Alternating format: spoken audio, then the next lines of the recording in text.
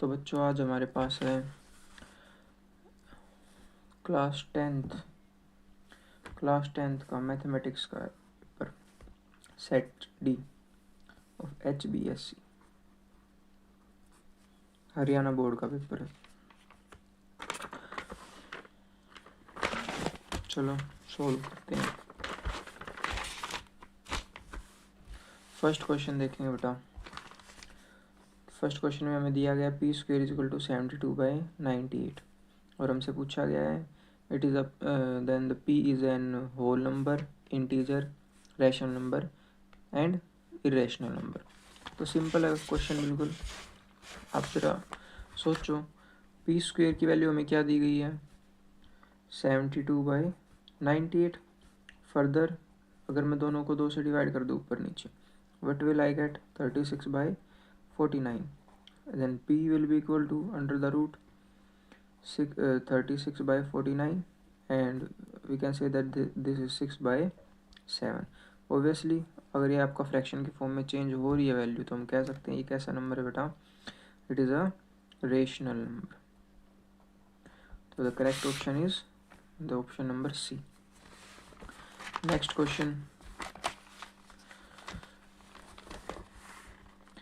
Question हमें दिया गया है the value of k for which 2k, k + 10 and 3k + 2 are the 3 consecutive terms of AP। तो अगर आपके पास ये AP की 3 कॉन्जिक्यूटिव टर्म है तो हम कह सकते हैं the twice of the middle term is equal to the sum of the other two. Obviously एक AP के अंदर हमने क्या पढ़ा है कि अगर हमारे पास 3 कॉन्जिक्यूटिव टर्म्स है किसी भी एक AP की तो हम कह सकते हैं जो बीच वाली जो टर्म होगी वो बाकी के दोनों के मीन के इक्वल होगी। That means B is equal to A + C/2। हम कह सकते हैं twice of B is equal to A + C। Further यही हम यहाँ पर अप्लाई कर सकते हैं। तो इसके अकॉर्डिंग हम यहाँ पे कह सकते हैं twice of middle term that is k + 10 is equal to the sum of other two that is 2k plus में 3k + 2 and it will be 2k + 20 and this side is 5k + 2। अगर हम इस 2k को इधर लेके आते हैं तो then this is equal to 3k और ये 2 इधर आके माइनस होगा तो 18। तो यहाँ से k की वैल्यू आपकी कितनी आ गई 6। The right option is option number D. तो इस बच्चे ने भी ठीक कर रखा है। अगला क्वेश्चन बेटा, if the end points of the diameter of a circle are -5, -4 and the 1, 0 and the radius of the circle is।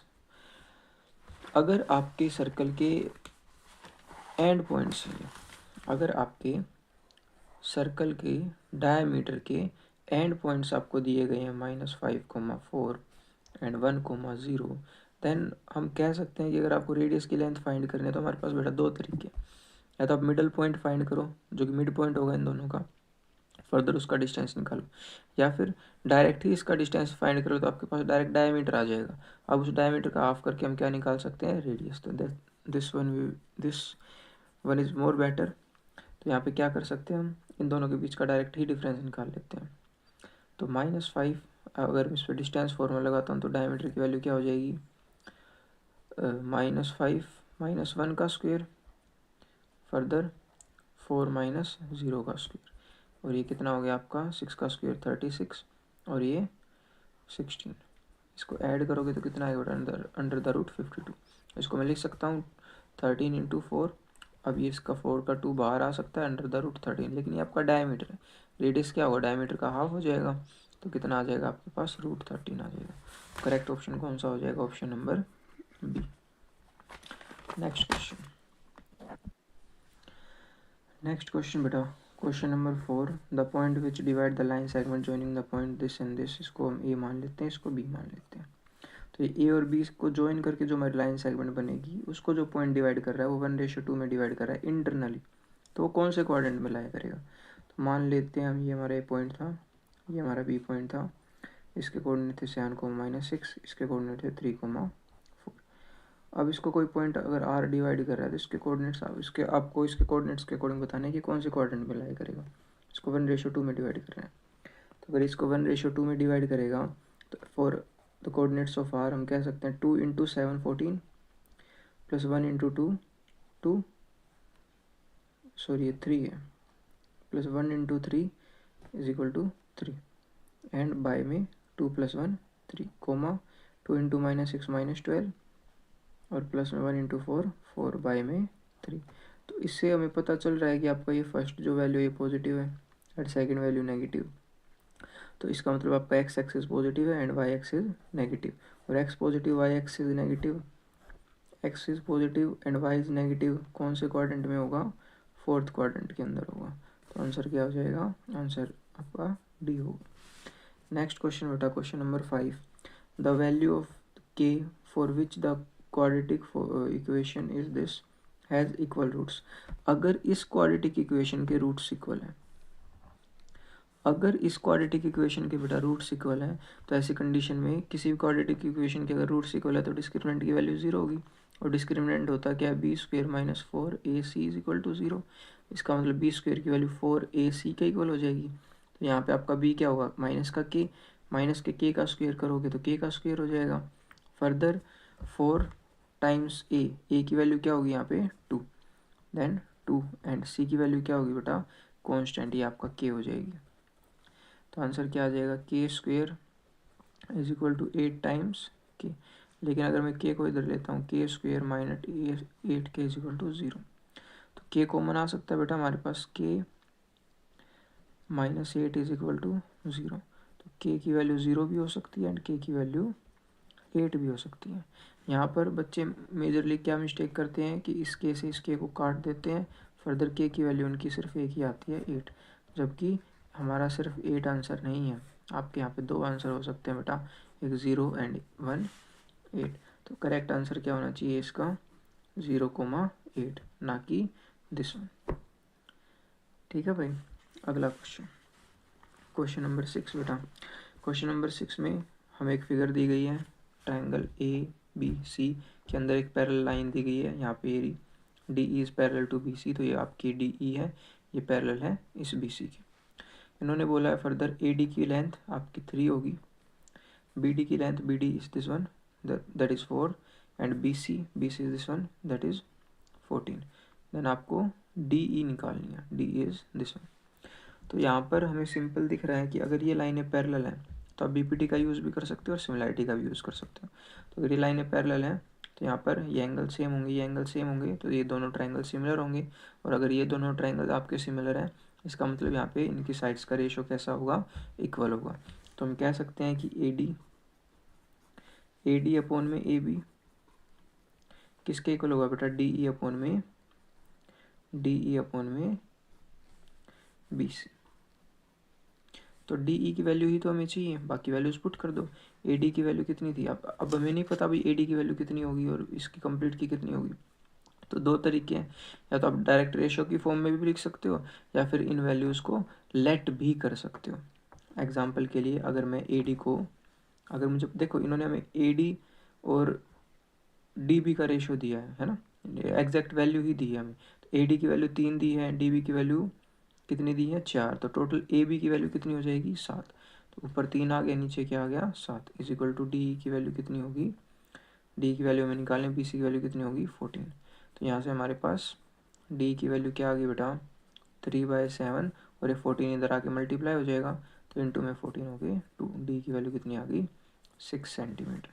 तो आंसर क्या हो जाएगा इसका करेक्ट, 6 सेंटीमीटर। नेक्स्ट क्वेश्चन, अगला क्वेश्चन बेटा क्या बोला गया क्वेश्चन में, in a figure 80 is in a figure, ये हमें गिवन फिगर दी गई है यहाँ पे। तो इसके अंदर कह रहे हैं 80 is a tangent to the circle, 80 क्या है हमारी सर्कल की टेंजेंट है, तो 80 सर्कल की टेंजेंट है with centre O, that OT is equal to 4, और OT की लेंथ हमें क्या दी गई है 4, एंड एंगल OTE ये एंगल आपको 30 डिग्री दिया गया, तो 80 की लेंथ निकालनी, ये निकालनी है आपको। ठीक है भाई। तो ये लेंथ कैसे निकाल सकते हैं बेटा, ये आपका सेंटर से इस T पॉइंट तक का डिस्टेंस हो गया, ये आपका टेंजेंट और इस सर्कल के बीच का इंटरसेक्टिंग पॉइंट हो गया। तो टेंजेंट सर्कल को जिस पॉइंट पर टच करेगी वहाँ से अगर आप रेडियस के बीच का एंगल देखोगे तो हमेशा 90 होता है, क्योंकि हमें पता है कि कोई भी टेंजेंट हो सर्कल के ऊपर, सर्कल के रेडियस के साथ on the point of contact कितने डिग्री का एंगल फॉर्म करता है, हमेशा 90 डिग्री करता है।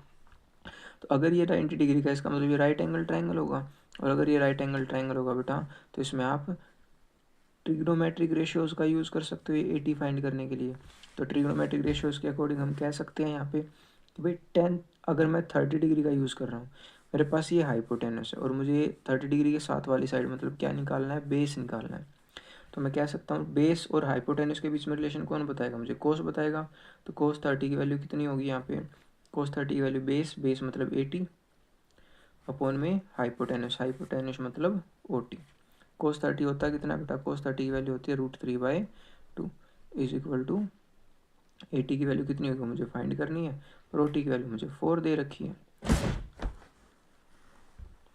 देन फर्दर कुछ ना, 80 की वैल्यू क्या होगी आपकी √3/2 इंटू 4, 2 से इसको कैंसिल करके 2 पर काट सकते हैं हम, तो 80 की वैल्यू क्या हो जाएगी आपकी 2√3। तो करेक्ट ऑप्शन क्या होगा, option number C 2√3। Next question बेटा, given that sine alpha is 1/2 and cos beta is 1/2। तो आपको साइन अल्फा 1/2 दिया है एंड कोस बीटा भी 1/2 दिया है। Then the value of alpha plus beta, बेटा दो, अगर मैं साइन अल्फा की वैल्यू देखो तो साइन अल्फा साइन 1/2 की टर्म में अगर मैं इसको चेंज करता हूँ तो साइन 1/2 किस पर होता है, साइन 30 डिग्री पर। यहाँ पे कह सकता है अल्फा की वैल्यू 30 डिग्री होगी। और कोस बीटा, तो कोस 1/2 कब होता है, कोस 60 डिग्री पर, तो इसका मतलब बीटा की वैल्यू 60 होगी। तो हम कह सकते हैं अल्फा प्लस बीटा की वैल्यू कितनी हो जाएगी 90। नेक्स्ट क्वेश्चन, तो आंसर क्या हो जाएगा करेक्ट, डी। अगला क्वेश्चन बेटा,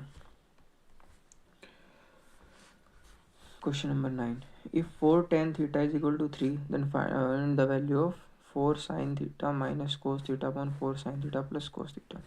बड़ा ही सिंपल क्वेश्चन है। 4 tan theta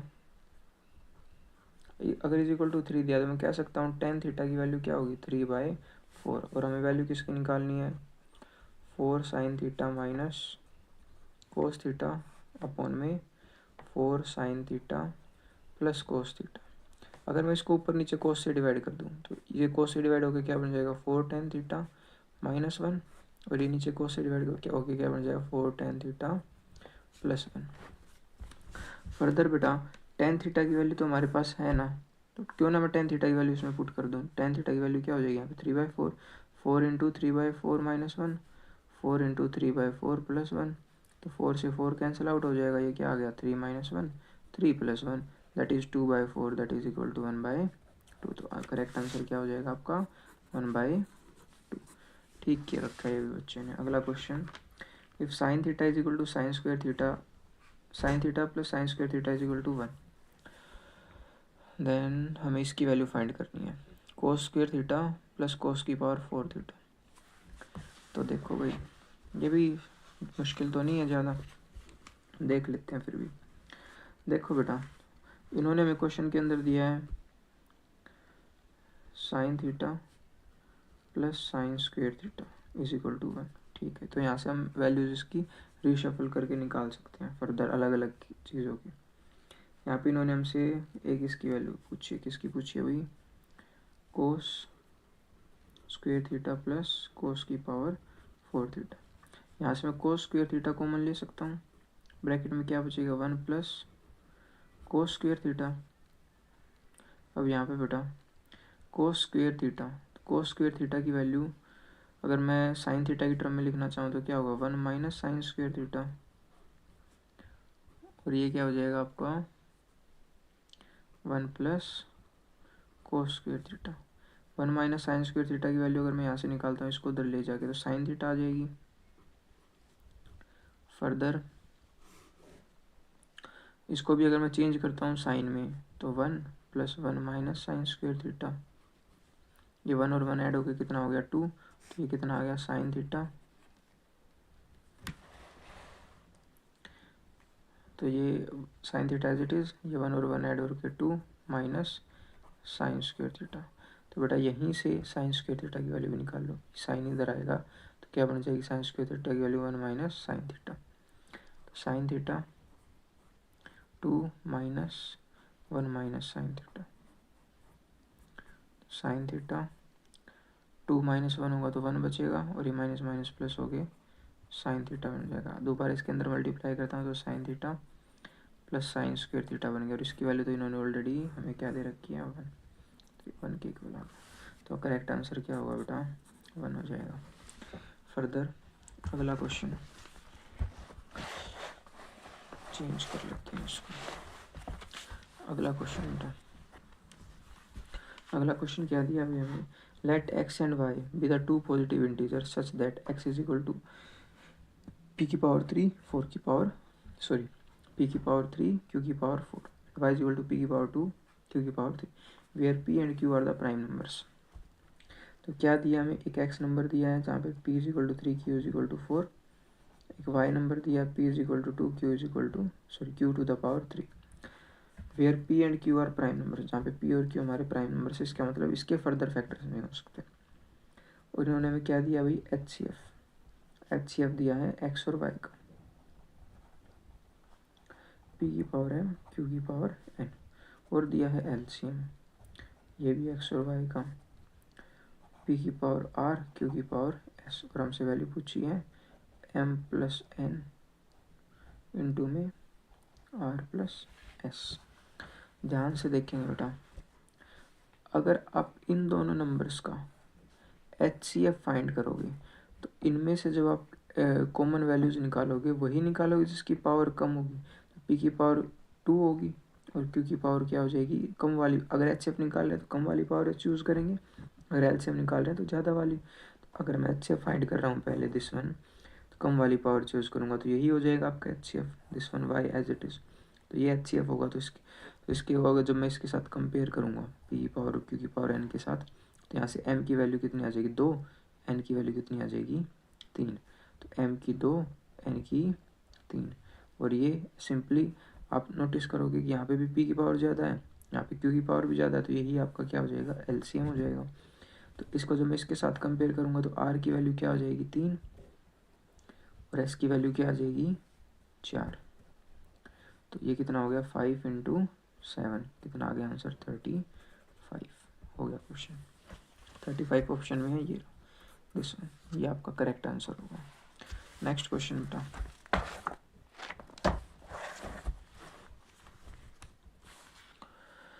next question number 12।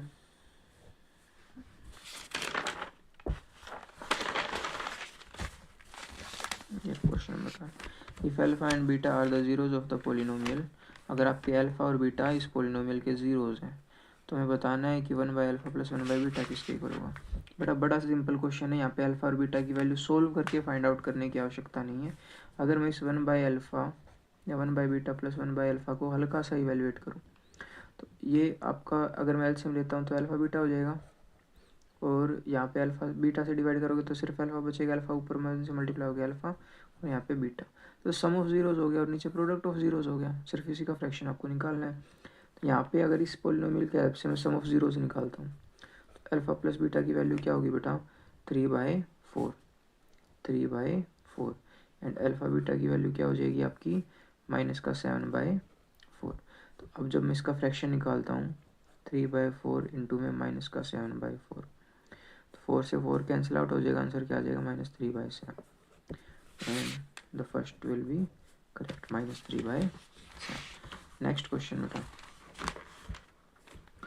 The perimeter of the sector of the circle of radius 14 centimetre and the central angle 45 is. आपको एक सेक्टर का पेरीमीटर फाइंड करना है जिसका सेंट्रल एंगल है 45 डिग्री। ठीक है भाई बेटा, अगर आप सेक्टर का पेरीमीटर फाइंड कर रहे हो तो पेरीमीटर के अंदर ये वाली लेंथ भी काउंट होगी, ये वाली लेंथ भी काउंट होगी, और फर्दर इस आर्क की लेंथ भी आपको मेज़र करनी पड़ेगी। तो इसके लिए क्या करेंगे, तो आपका रेडियस हो गया ना, ये भी आपका रेडियस हो गया, और ये कैसे निकालोगे, ये अगेन थीटा दे रखा है, तो आर्क की लेंथ निकालने के लिए क्या फॉर्मूला यूज़ करते हैं, θ/360 इंटू में 2πr, और रेडियस हमें कितना दे रखा है 14, तो रेडियस आप यूज़ कर सकते हो 14, और ये 14 प्लस 14 कितना हो गया, ये लेंथ दोनों ऐड हो गए 28 आ गई, प्लस में ये वैल्यू आप यहाँ पे ऐड करोगे, थीटा कितना था 45/360 इंटू में 2 पाई की वैल्यू 22/7 इंटू में आर की वैल्यू 14। जो कट रहा है वो काट दो, इसको मैं कितने पे काट सकता हूँ 8 पे, 7 से 2 पे, तो ये 2 2 जा 4, 4 से कितने पे चला गया 2 पे, 2 से कितने पे चला गया 11 पे, तो 28 प्लस 11 कितना आ गया आंसर 39 आ गया। 39 आंसर इसका क्या हो जाएगा, करेक्ट हो जाएगा, 39 आएगा। अगला question, the surface area of the two sphere are in ratio 16:9, the ratio of their volumes. अगर आपके सरफेस एरिया का रेशियो दे रखे, एक स्पेयर का सरफेस एरिया क्या होता है बेटा 4πr का स्क्वायर, तो अगर दो स्पेयर है तो एक का रेडियस मैं 1 मान लेता हूँ, एक का रेडियस 2 मान लेता हूँ, तो दूसरे का एरिया क्या हो जाए 4πr का स्क्वायर, यही रेशियो है। अगर मैं यहाँ से रेशियो निकालता भी हूँ तो देखो ध्यान से मेरे पास क्या वैल्यू, तो r1 का स्क्वायर बाय r2 का स्क्वायर है ना, इसकी वैल्यू में कितनी दे रखी है 16/9, तो इसको मैं कह सकता हूँ r1/r2 का होल स्क्वायर की वैल्यू कितनी है 16/9। यहाँ से मैं r1/r2 की वैल्यू निकालता हूँ, कितनी आएगी बेटा 4/3, दोनों साइड रूट स्क्वायर रूट कर देंगे। फर्दर अगर मुझे वॉल्यूम का रेशियो निकालना है, तो वॉल्यूम का रेशियो किसके इक्विवेलेंट होता है पहले देखते हैं। वॉल्यूम क्या होती है स्पेयर की 4/3 पाई r1 का क्यूब अपॉन 4/3 पाई r2 का क्यूब, तो 4/3 पाई 4/3 पाई तो कैंसिल हो जाएगा, इसका मतलब r1/r3 का हमें सिर्फ क्या करना पड़ेगा, r2 का सिर्फ क्या करना पड़ेगा क्यूब करना पड़ेगा। तो r1 r2 का रेशियो तो मेरे पास है ना, सिर्फ क्या करना पड़ेगा मुझे, इसका क्यूब करना पड़ेगा, क्यूब कर दो बोथ साइड, तो r1 r2 का क्यूब कितना आ जाएगा आपका 64/27, तो यही क्या हो जाएगा आपका रेशियो हो जाएगा वॉल्यूम्स का। तो क्या रेशियो आएगा बेटा यहाँ पे 64:27। नेक्स्ट क्वेश्चन, क्वेश्चन नंबर 15, क्या दिया गया है, the area of the sector of central angle x of a circle with radius r। Area of sector of central angle x, आपको उस सेक्टर का एरिया निकालना है जिसका सेंट्रल एंगल x है और रेडियस कितना है 4r। तो किसी भी सेक्टर का एरिया निकालने के लिए हम क्या फॉर्मूला यूज़ करते हैं, θ/360 इंटू पाई r का स्क्वायर। तो थीटा इन्होंने हमें कितना दिया है x दिया है और रेडियस हमें 4r दिया है, थीटा की जगह x पुट कर दो, x/360 into pi into r का स्क्वायर, r की वैल्यू क्या है 4r का square, x/360 into pi into 16r का स्क्वायर। तो जिससे कट रहा है उससे हम काट भी सकते हैं इसको, किससे काटे 4 से काट लो, पहले 4 से काटोगे तो 90 पे, 4 से काटोगे 4, फर्दर 2 से 45 पे, तो आंसर क्या आ गया आपका 2xr स्क्वायर और साथ में पाई भी है, 2x पाई r स्क्वायर अपॉन में 45, दोबारा लिख लेते हैं एक बार, 2πxr स्क्वायर बाय में 45, ये आपका आंसर हो जाएगा correct. Further this one 2πxr square by 45। Next question बेटा, this one is the next question. ये हमें वैल्यू दी इन्होंने, बोला फाइंड द मॉडल क्लास, कौन सी मॉडल क्लास होगी। तो अगर इसकी आपको मॉडल क्लास निकालनी है पहले क्या करना पड़ेगा, इसको इंटरवल्स में चेंज करना पड़ेगा। तो इसमें इंटरवल्स मान लेते हैं बिलो 0 दे रखा, बिलो 10 दे रखा है ना, तो एक आपका 0 से 10 हो गया, इस वाले को मान लेते हैं 10 से 20, इसको 20 से 30, 30 से 40, 40 से 50 और ये आपका 50 से 60। यहाँ पर बिलो 10 है तो मतलब ये आपकी फ्रीक्वेंसी निकालेंगे, ये आपकी कॉम्यूटेटिव फ्रीक्वेंसी होगी। यहाँ से अगर मैं फ्रीक्वेंसी निकालता हूँ तो f की वैल्यू होगी आपकी 3, यहाँ से अगर मैं निकालता हूँ तो 9, यहाँ से निकालता हूँ तो कैसे निकालेंगे बेटा, रिसेंट में से इसको माइनस कर दो, सिर्फ आगे वाले में से पीछे वाले को माइनस कर दो, 12 में से 3 गए 9, क्यों, क्योंकि मुझे तो 10 से 20 तक की चाहिए ना सिर्फ, तो 10 से पहले वाली माइनस कर दो, तो इसमें से माइनस करोगे 9, ऐसे 27 में से 12 माइनस करोगे 15, ऐसे ही इसमें से माइनस करोगे कितना आ जाएगा 20, ऐसे ही 75 में से 57 माइनस करोगे कितना आएगा 18, और 80 में से 75 माइनस करोगे 5। तो सबसे हाईएस्ट फ्रीक्वेंसी किसकी, इस क्लास की, ये क्लास कौन सी 30-40, आंसर क्या आ जाएगा 30-40। अगला क्वेश्चन, नेक्स्ट क्वेश्चन बेटा, what is the probability that a non leap year selected random will contain 53 Mondays. तो क्या प्रोबेबिलिटी होगी एक नॉन लीप ईयर की। नॉन लीप ईयर मतलब जिसके अंदर कितने डेज होंगे 365, लीप ईयर में कितने होते हैं 366, इसमें आपका 29 फेब है और ऐड हो जाता है। तो 365 डेज वाली ईयर के अंदर टोटल क्या प्रोबेबिलिटी होगी कि उसमें मंडेज कितने होंगे 53। तो इसको अगर मैं एक हफ्ते के अंदर जिसमें आपके सारे डिफरेंट डेज होते हैं टोटल 7 होते हैं, तो अगर मैं इसको 7 से डिवाइड करूँ तो कितना आंसर आएगा आपका। 7 से डिवाइड करने पर 7 5 ज़ा 35, 15 7 2 ज़ा 14 और 1 बचेगा। तो ये आपका मल्टीपल हो जाएगा, देन इसमें 1 रिमाइंडर बच रहा है आपका, तो इसका मतलब एक दिन एक्स्ट्रा होगा। तो आपके 52 मंडेज तो होंगे ही होंगे। अगर ये कंप्लीट यहाँ तक डिवाइड हो रहा है इसका मतलब आपके एक साल के अंदर 52 मंडेज, 52 ट्यूसडेज, 52 संडेज, 52 सैटरडेज, तो 52 मंडे तो होंगे ही होंगे, इन्हें तो हम रोक नहीं सकते। लेकिन ये एक नंबर डिसाइड करेगा कि आपके पूरे हफ्ते के अंदर, आपके पूरे साल के अंदर 53 मंडेज होंगे या नहीं होंगे। तो 1/, कितने के अंदर आ रहा है, टोटल आपके फेवरेबल आउटकम्स कितना है 1, और टोटल नंबर ऑफ आउटकम्स कितने आपके 7, क्योंकि हफ्ते के अंदर कितने दिन होते हैं 7, तो 7 में से एक आने की प्रोबेबिलिटी होगी ना कि आपका मंडे 53 हो जाएंगे टोटल। तो आपका आंसर भी क्या हो जाएगा 1/7। तो क्या आंसर आना चाहिए फिर इसका 1/7। Next question, if the mean and the mode of the distribution are 25 and 28 then what is the median of the distribution. तो आपको मीन और मोड दिया गया है डिस्ट्रीब्यूशन का 25 एंड 28, आपसे पूछा गया है मीडियन। तो बेटा मीन, मोड और मीडियन के अंदर हमें रिलेशन कौन बताते हैं, एम्पेरिकल फार्मूला, और एम्पेरिकल फार्मूला क्या कहता है, थ्राइस ऑफ मीडियन किसके इक्वल होगा, twice of mean plus mode के इक्वल। तो मीडियन ही निकालना हमें, तो ट्वाइस ऑफ मीन, मीन हमें 25 दिया गया तो ट्वाइस ऑफ मीन 50 हो गया, और मोड कितना है 28, ऐड करोगे 78, थ्राइस ऑफ मीडियन के इक्वल है तो मीडियन किसके इक्वल हो जाएगा 78/3, 3 से डिवाइड करोगे कितना आ जाएगा 26, तो 26 आना चाहिए इसका आंसर। नेक्स्ट आपका असर्शन एंड रीजनिंग के 2 क्वेश्चन हो रहे हैं, देन फर्दर हमारे 8 नंबर के सारे क्वेश्चन कंप्लीट हो जाएंगे। देखो बेटा, पहला आपका सेशन क्या दिया है, 2 concentric circles of radii 5 and 3। ठीक है, हमारे पास 2 कॉन्सेंट्रिक सर्कल्स हैं, यहाँ पर बना लेते हैं। ये 2 कॉन्सेंट्रिक सर्कल्स हैं, एक का रेडियस है 3, दूसरे का रेडियस है 5।